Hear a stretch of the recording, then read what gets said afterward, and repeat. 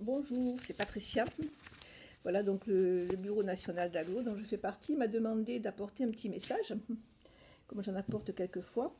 Et donc je vais vous parler de la persévérance, parce que je pense que c'est vraiment un sujet important pour les temps que nous vivons. Et voilà, une citation qui me paraît être vraiment bien, de Henri Frédéric Amiel, qui est un philosophe suisse du 19e siècle. L'inachevé n'est rien. Et c'est vrai que bon, quand on fait qu'une partie des choses, c'est sûr que bon, ça peut pas être comme on rate le but, on n'arrive pas à l'objectif final. Par exemple, si Léonard de Vinci n'avait pas peint la Joconde en entier, donc elle ne serait pas le chef-d'œuvre que c'est aujourd'hui. Si Bartimée, qui était sur le chemin de Jésus, n'avait pas continué à crier pour être guéri, il aurait été aveugle toute sa vie. Jésus n'aurait pas pu le guérir si c'était arrêté en cours de route. Donc Dieu a des projets pour chacun d'entre nous, et ça dépend aussi de nous de pouvoir atteindre ce but. On est co-ouvrier avec Christ là, dans ce domaine-là. Dieu nous accompagne, donc Dieu fait sa part, mais nous avons aussi notre part à faire. Et la persévérance est une des choses incontournables. Si on n'est pas persévérant, il est évident qu'on ne pourra jamais atteindre le but final de Dieu dans nos vies, ce qui ne remet pas en cause notre salut, bien sûr. Mais bon, on n'aura pas rempli complètement notre mission sur la terre, enfin voilà, notre fonction.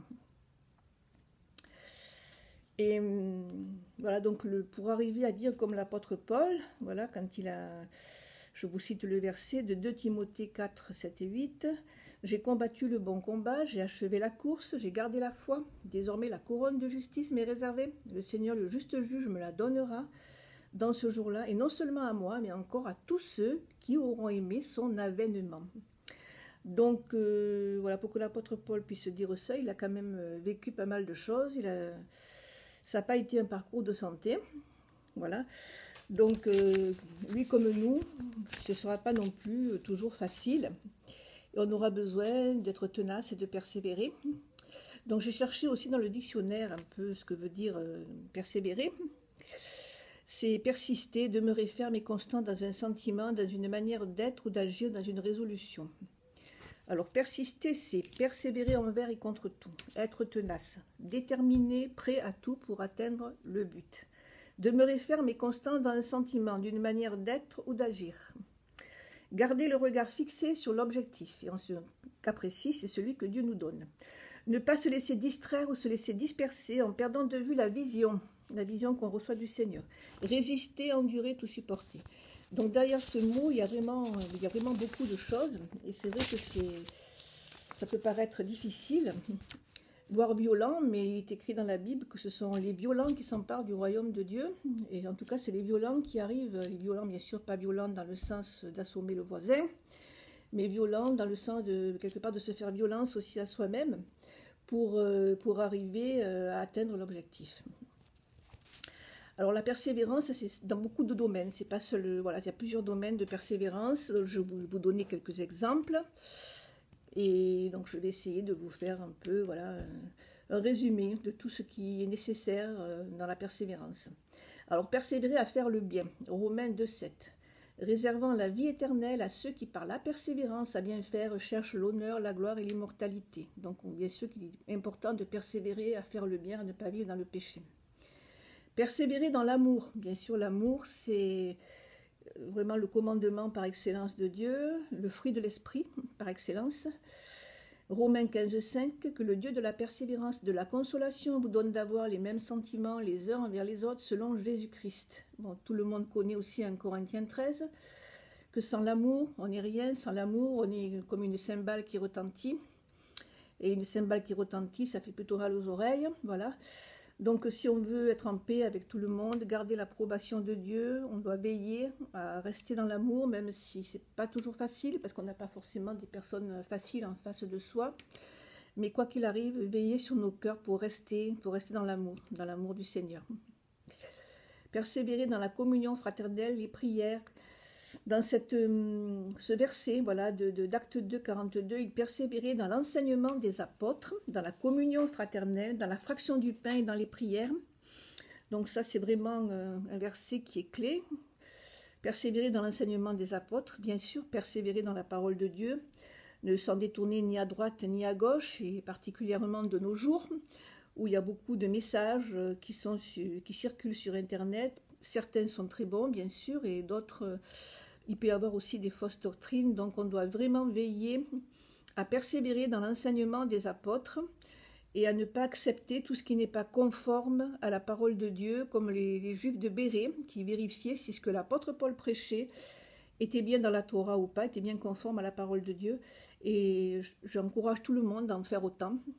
Voilà, quand on reçoit, on entend des prédications, quand on entend des messages, de bien vérifier si c'est conforme ou pas à la parole du Seigneur, et n'accepter que ce qui est conforme à la parole du Seigneur. Dans la communion fraternelle aussi, voilà, on a besoin les uns des autres. La communion fraternelle est une des bases. Comme un corps ne peut pas être divisé, donc même si parfois c'est pas facile, parce qu'on n'est pas parfait, ni les uns ni les autres, mais faisons-nous grâce les uns aux autres, pardonnons-nous nos offenses les uns les autres, et marchons dans l'amour, comme je l'ai dit plus haut, mais restons dans la communion fraternelle, on en a besoin. Persévérer dans la prière, bien sûr, et dans la prière, justement, on a besoin des prières des frères et des sœurs pour se soutenir, tantôt l'un, tantôt l'autre. Là, dans l'épreuve, on se soutient. Donc, la communion fraternelle est vraiment importante. Et on ne fait rien dans l'œuvre de Dieu tout seul. On a besoin les uns des autres. Ça, c'est une des règles incontournables. Dans la fraction du pain aussi, persévérer dans la fraction du pain parce que la fraction du pain nous rappelle ce que Jésus a dû payer pour nous racheter.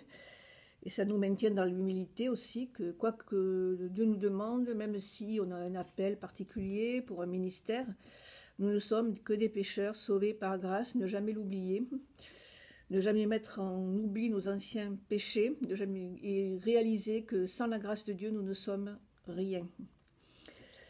Persévérer à entretenir notre communion avec Dieu, bien sûr. C'est très important par la prière, l'adoration, chantant des cantiques, la parabole des 10 vierges, et que tout le monde connaît. C'est important d'avoir de l'huile dans la lampe si on veut que le jour où Jésus revient, on parte avec lui.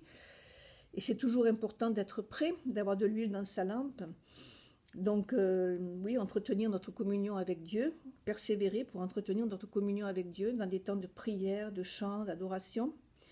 Persévérer malgré les souffrances, les persécutions et les épreuves. Alors ça, les persécutions, certains, même aujourd'hui, comme à l'époque des apôtres, on vit des persécutions très cruelles. Et nos frères et nos sœurs ont persévéré, et certains aujourd'hui persévèrent encore malgré qu'ils risquent leur vie. Persévérer dans les souffrances, dans les épreuves. L'apôtre Paul et les chrétiens, oui, ont vécu ces temps d'épreuves et de souffrances, mais ils ont persévéré jusqu'au bout. Et donc Luc 21, 19 dit « Vous serez détestés de tous à cause de mon nom, mais pas un cheveu de votre tête ne sera perdu. C'est par votre persévérance que vous garderez votre vie. » Donc c'est une question de vie ou de mort aussi, de persévérer. Voilà, de ne pas tout arrêter, de ne pas se détourner de Dieu, malgré qu'on ait parfois des épreuves très, très difficiles à supporter. Mais avec la grâce de Dieu, avec les prières, avec les frères et sœurs, voilà, le Seigneur et surtout la grâce de Dieu, on arrive à tout surmonter si on a vraiment dans notre cœur le désir de continuer, de persévérer. Persévérer aussi, c'est aussi se laisser transformer par le Seigneur, laisser notre cœur changer. Comme je le disais tout à l'heure, on a besoin d'avancer avec lui et en fait ça se passe par étapes. Et là je voudrais vous partager un petit témoignage. Voilà, j'ai fait il y a longtemps de ça, à plusieurs reprises un rêve. Et bon, je rêve pas souvent, je m'en rappelle jamais en tout cas, parce que voilà, il paraît qu'on rêve toutes les nuits, mais moi je m'en souviens pas, très rarement. Et là j'avais fait un rêve régulièrement où je voyais des pièces, qu'il fallait que je passe d'une pièce à l'autre, et au fur et à mesure que j'avançais, le passage entre les deux salles, les deux pièces, était de plus en plus étroit. Et à la fin, j'arrivais plus à passer. Donc j'étais là, j'étais désespérée parce que je savais qu'il fallait que je passe ce couloir-là pour aller... c'était un escalier pour aller dans la pièce suivante. Et j'y arrivais pas. Et il fallait que j'ai compris après, par la suite, le Seigneur m'a fait comprendre ce que cela signifiait. C'est notre parcours. On passe d'étape en étape avec lui, au fur et à mesure qu'on grandit, au fur et à mesure qu'on apprend, au fur et à mesure qu'on se laisse changer par le Seigneur. Et il arrive un moment où le passage est tellement étroit que bon, si on n'abandonne pas certaines choses, si on ne se laisse pas dépouiller, on ne peut pas continuer à avancer. On reste coincé à un niveau. Et donc ça m'a beaucoup parlé, j'ai compris ça, notamment au travers d'une épreuve que j'ai vécue qui a été très très dure. Et il a vraiment fallu que je me dépouille, là, que je perde beaucoup de choses, que j'abandonne beaucoup de choses. Alors je crois que tout le monde est appelé à ça, hein. On a tous des choses à abandonner, c'est pas forcément les mêmes choses pour les uns que pour les autres, parce qu'on n'est pas tous les mêmes problèmes, on a tous des choses à abandonner, des choses à laisser le Seigneur changer dans nos cœurs, dans nos vies. Et à un moment donné, si on veut continuer à progresser, si on veut vraiment atteindre le but du Seigneur, bon, il faut qu'on se laisse aussi dépouiller de certaines œuvres, de certaines choses. Et c'est pas forcément des péchés grossiers, ça peut pas forcément des péchés, ça peut être simplement passer plus de temps dans la présence de Dieu et moins de temps devant une télévision, ça peut être voilà, plus de lire plus la parole de Dieu. Ça fait, c'est le Seigneur qui nous montre à chacun ce qu'il attend de nous. Voilà, mais c'est aussi des choses qu'on doit lâcher, qu'on doit abandonner, qu'on doit remettre au Seigneur, des fardeaux des fois aussi qui sont un peu lourds à porter, qu'on doit vraiment remettre au Seigneur et ne pas se laisser arrêter. Donc ça c'est important aussi. Et puis, donc je voulais vous lire aussi 2 Timothée 2,5. L'athlète n'est pas couronné s'il n'a pas combattu suivant les règles. Et c'est vrai que si on veut atteindre le but, on doit combattre suivant les règles, c'est-à-dire rester conforme à la parole de Dieu, rester conforme à tout ce que Dieu nous demande, se laisser dépouiller. Voilà, il y a des règles à respecter si on veut atteindre le but. Si on veut atteindre le but. Et persévérer aussi dans son appel. Si on a un appel particulier de Dieu, c'est important de participer. On a l'exemple d'Élisée. Élisée, il a dû participer à son parcours et être persévérant aussi quand il a été appelé, parce que bon, il savait qu'Élie allait être enlevé. Les fils des prophètes ont tout fait pour le dissuader, lui dire d'arrêter, mais il ne s'est pas laissé arrêter. Il a continué à avoir en vision ce qu'il avait reçu du Seigneur. Il avait en vision qu'il allait être le successeur d'Élie. Et il a persévéré jusqu'au bout, et au final, il a reçu le manteau d'Élie quand Élie a été enlevé. Donc voilà, mais avant d'avoir le manteau, il a fallu qu'il persévère, qu'il croit, qu'il envers et contre tout, et qu'il reste le regard fixé sur l'objectif que Dieu lui avait donné, sur la mission que Dieu lui avait donnée, sans se laisser distraire ou décourager. Donc pour arriver vraiment à dire comme Jésus, tout est accompli, Jésus aussi, c'est vraiment l'exemple suprême de tout ce qui est dépouillement. Il est parti du ciel de gloire, il a accepté d'être dans un corps humain, il a vécu tout ce qu'il a vécu, il a été dépouillé jusqu'à la croix. Donc quand il a dit tout est accompli, c'était vraiment, voilà, tout est accompli. Et bien sûr, on n'est pas appelé au même sacrifice, bien sûr, mais qu'on puisse dire à la fin de notre vie, ou le jour où le Seigneur viendra nous chercher, ben, tout est accompli, j'ai fait tout ce que tu m'as demandé d'accomplir à moi en tant que personne humaine. À mon petit niveau, voilà, j'ai accompli tout ce que je pouvais accomplir, tout ce que tu m'as demandé de faire, et j'ai fait en tout cas au mieux pour y arriver. Voilà, et que nous puissions tous dire ça. Voilà, c'est ce que je souhaite à chacun d'entre nous, qu'on puisse dire, voilà, ben moi aussi, comme l'apôtre Paul, j'ai combattu le bon combat, j'ai achevé la course, voilà, j'ai gardé la foi, j'ai persévéré jusqu'au bout, et désormais, ben, j'aurai ma couronne, moi aussi, ma petite couronne. Voilà, ce ne sera certainement pas la même que l'apôtre Paul, qui est un grand homme de Dieu, mais voilà, j'aurai accompli ce que Dieu m'a demandé à mon niveau, et c'est l'essentiel, c'est l'essentiel. Voilà, donc c'est ce que je vous souhaite à tous.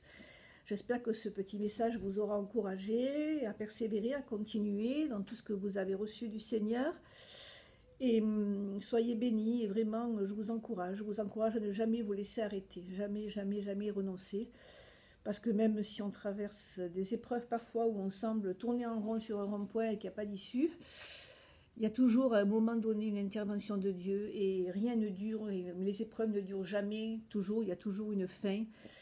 Et c'est le Seigneur qui est là et qui ne nous lâche jamais, jamais une seconde. Même quand on traverse des choses difficiles, donc persévérer, n'arrêtez jamais. Voilà. À bientôt à tous.